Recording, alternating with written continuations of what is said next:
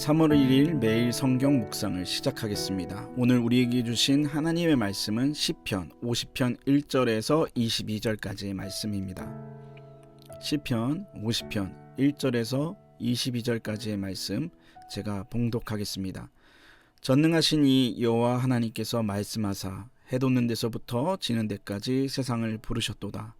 온전히 아름다운 시온에서 하나님의 빛을 비추셨도다. 우리 하나님이 오사 잠잠하지 아니하시니 그 앞에는 삼키는 불이 있고 그 사방에는 광풍이 불리로다. 하나님이 자기의 백성을 판결하시려고 위 하늘과 아래 땅에 선포하여 이르시되 나의 성도들을 내 앞에 모으라. 그들은 제사로 나와 언약한 이들이니라 하시도다. 하늘이 그의 공의를 선포하리니 하나님 그는 심판장이심이로다. 내 백성아 들을지어다. 내가 말하리라. 이스라엘아 내가 내게 증언하리라. 나는 하나님 곧 내 하나님이로다.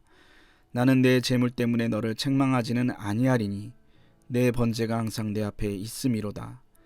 내가 내 집에서 수소나 내 우리에서 순념소를 가져가지 아니하리니 이는 산림의 짐승들과 뭇산의 가축이 다 내 것이며 산의 모든 새들도 내가 아는 것이며 들의 짐승도 내 것이미로다. 내가 가령 줄여도 내게 이르지 아니할 것은 세계와 거기에 충만한 것이 내 것이미로다. 내가 수소의 고기를 먹으며 염소의 피를 마시겠느냐. 감사로 하나님께 제사를 드리며 지존하신 이에게 내 서원을 갚으며 환난 날에 나를 부르라. 내가 너를 건지리니 내가 나를 영화롭게 하리로다. 악인에게는 하나님이 이르시되 내가 어찌하여 내 율례를 전하며 내 언약을 내 입에 두느냐. 내가 교훈을 미워하고 내 말을 내 뒤로 던지며 도둑을 본즉 그와 연합하고 간음하는 자들과 동료가 되며 내 입을 악에게 내어주고 내 혀로 거짓을 꾸미며 앉아서 내 형제를 공박하며 내 어머니의 아들을 비방하는도다. 내가 이 일을 행하여도 내가 잠잠하였더니 내가 나를 너가 같은 줄로 생각하였도다. 그러나 내가 너를 책망하여 내 죄를 내 눈앞에 낱낱이 드러내리라 하시는도다. 하나님을 잃어버린 너희여 이제 이를 생각하라. 그렇지 아니하면 내가 너희를 찢으리니 건질 자가 없으리라. 감사로 제사를 드리는 자가 나를 영화롭게 하나니 그의 행위를 옳게 하는 자에게 내가 하나님의 구원을 보이리라. 아멘.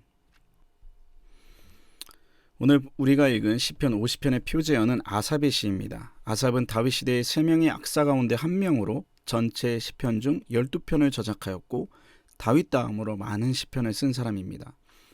그만큼 아삽은 탁월한 시인이자 음악의 조예가 깊은 사람이었습니다.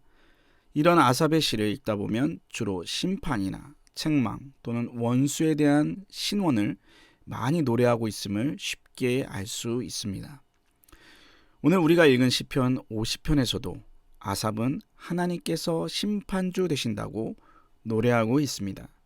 오늘 본문 6절입니다. 하늘이 그의 공의를 선포하리니 하나님 그는 심판장이심이로다. 오늘 본문 6절 말씀처럼 하나님은 심판주 되십니다. 요즘처럼 힘들고 어려운 시기에 하나님의 심판을 이야기한다는 것은 참 쉽지가 않습니다. 다들 지치고 힘들고 어려운 상황이기 때문입니다. 이럴 때는 심판보다는 하나님의 사랑과 위로가 더 마음에 와닿고 절실하게 느껴집니다. 그러나 하나님이 심판주 되신다는 사실은 하나님이 우리를 사랑하신다는 또 다른 표현입니다.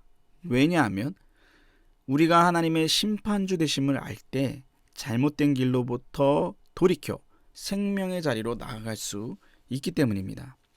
그렇기 때문에 우리는 하나님이 우리를 책망하실 때 사랑의 음성으로 듣고 돌이키는 자세가 필요합니다. 그렇다면 오늘 본문에서 하나님이 책망하시는 것은 무엇일까요? 먼저 오늘 본문에서 하나님은 형식적인 예배를 책망하고 계십니다. 오늘 본문 8절에서 13절입니다. 나는 내 재물 때문에 너를 책망하지는 아니하리니 내 번제가 항상 내 앞에 있음이로다.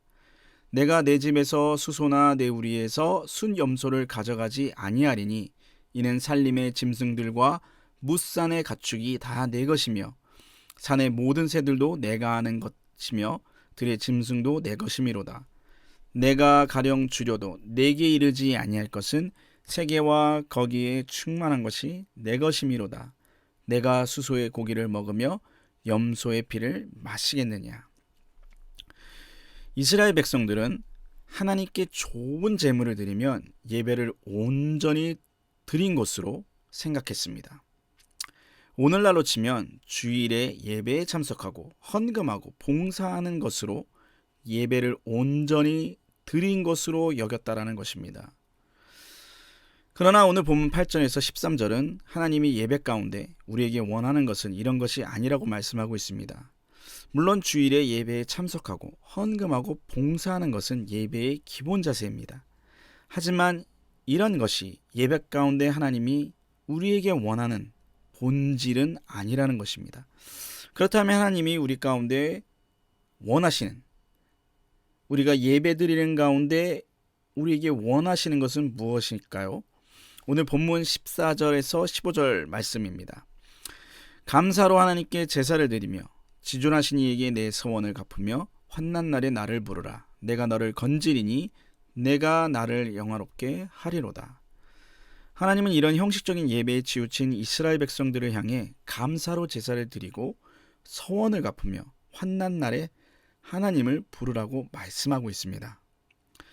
감사, 서원, 그리고 기도의 공통점이 무엇입니까? 마음을 전제한다는 것입니다. 그러니까 하나님은 예배 가운데 우리 마음도 드려지기를 원하시는 것입니다. 혹여나 예배를 드리지만 마음은 다른 곳에 있습니까? 그렇다면 예배에 대한 간절한 마음을 회복시켜달라고 간구하시기 바랍니다. 하나님은 우리를 사랑하시기 때문에 우리의 마음을 회복시켜 주실 것입니다. 두 번째로 하나님은 형식적인 신앙을 책망하고 계십니다. 오늘 본문 16절에서 21절 말씀입니다. 악인에게는 하나님이 이르시되 내가 어찌하여 내 율례를 전하며 내 언약을 내 입에 두느냐. 내가 교훈을 미워하고 내 말을 내 뒤로 던지며 도둑을 본즉 그와 연합하고 간음하는 자들과 동료가 되며 내 입을 악에게 내어주고 내 혀로 거짓을 꾸미며 앉아서 내 형제를 공박하며 내 어머니의 아들을 비방하는도다. 내가 이 일을 행하여도 내가 잠잠하였더니 내가 나를 너와 같은 줄로 생각하였도다.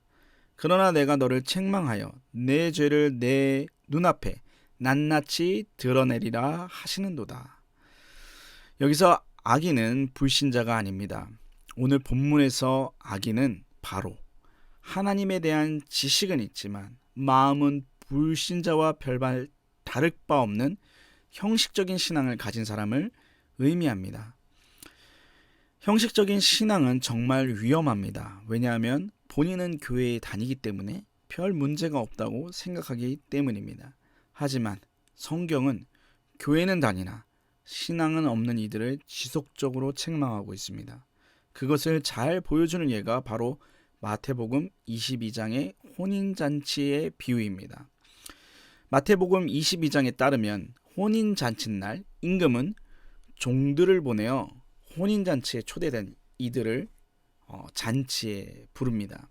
그러나 초대받은 자들은 하나같이 바쁘다는 핑계로 임금의 초대를 거절했습니다. 그러자 임금은 종들을 거리에 내보내서 사람들을 가리지 않고 다 잔치에 초대했습니다.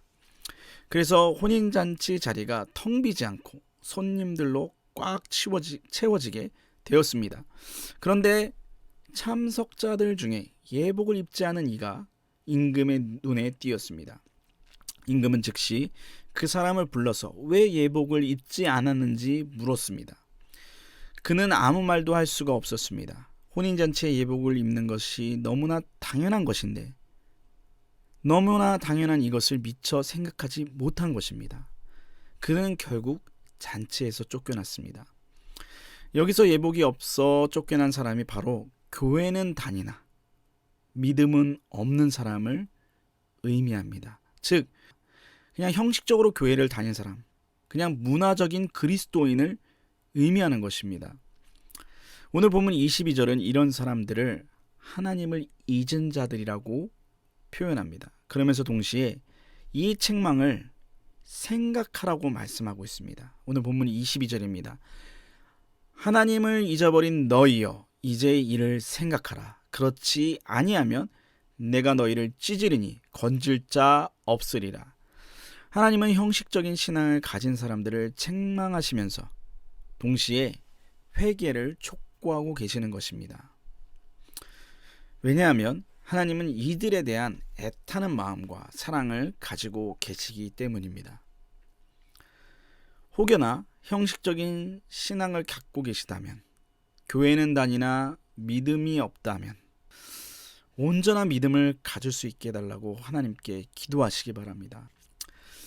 말씀의 결론을 맺겠습니다. 하나님은 우리를 사랑하십니다. 그렇기 때문에 우리가 잘못된 길로 갈 때 방관하지 않고 책망하십니다. 그렇기 때문에 우리는 하나님의 책망을 들을 때 그것을 하나님의 사랑으로 받아들이고 회개하며 하나님 앞에 나아가야 합니다. 오늘 본문에서 하나님은 우리의 형식적인 예배를 책망하고 계십니다. 혹시나 형식적인 예배자로 살아가고 계십니까? 예배에 대한 간절한 마음을 달라고 기도하시기 바랍니다. 하나님은 우리를 사랑하시기 때문에 우리의 마음을 회복시켜 주실 것입니다. 또한 하나님은 형식적인 신앙을 책망하십니다. 혹시나 교회는 다니지만 마음에 하나님이 없습니까? 그것을 당연하게 여기십니까? 믿음을 회복할 수 있도록 기도하시기 바랍니다. 하나님은 그 누구보다도 우리 마음 가운데 예수 그리스도로 가득하기를 원하십니다. 그렇기 때문에 반드시 우리에게 그 믿음을 주실 것입니다. 언제나 예배의 감격 속에서 살아가며 바른 신앙을 소유하는 저와 여러분 되시기를 부탁드립니다. 기도하겠습니다. 하나님 아버지, 우리는 늘 연약한 존재여서 쉽게 죄악의 길로 빠져듭니다. 오늘은 예배의 감격 속에 있다가도 조금이라도 세상이 유혹해오면 쉽게 그곳으로 마음을 빼앗겨 버리며 형식만 남아버리는 그러한 예배의 삶을 살아갈 때가 많습니다. 하나님 아버지, 우리를 긍휼히 여기셔서 우리가 늘 예배의 형식과 동시에 예배의 감격, 즉 하나님께 드리는 온전한 예배의 마음을 갖도록 도와주시길 원합니다. 그리하여 정말로 진정한 하나님이 기뻐하는 예배자가 될 수 있도록 인도하여 주시옵소서. 혹여나 우리 주변에 교회는 다니지만 하나님에 대한 믿음이 없이 살아가는 분들이 있다면 그분들이 마음에 믿음을 가질 수 있도록 하나님께서 은혜를 베풀어 주시길 원합니다. 그리하여 그분들이 진정한 믿음을 소유하는 삶을 살 수 있도록 도와주시옵소서. 이 모든 기도 예수님의 이름으로 기도합니다. 아멘. 다 같이 주기도문으로 매일 성경 묵상을 마치도록 하겠습니다. 하늘에 계신 우리 아버지, 아버지의 이름을 거룩하게 하시며 아버지의 나라가 오게 하시며 아버지의 뜻이 하늘에서와 같이 땅에서도 이루어지게 하소서. 오늘 우리에게 일용할 양식을 주시고 우리가 우리에게 잘못한 사람을 용서하여 준 것 같이 우리 죄를 용서하여 주시고 우리를 시험에 빠지지 않게 하시고 악에서 구하소서. 나라와 권능과 영광이 영원히 아버지의 것입니다. 아멘.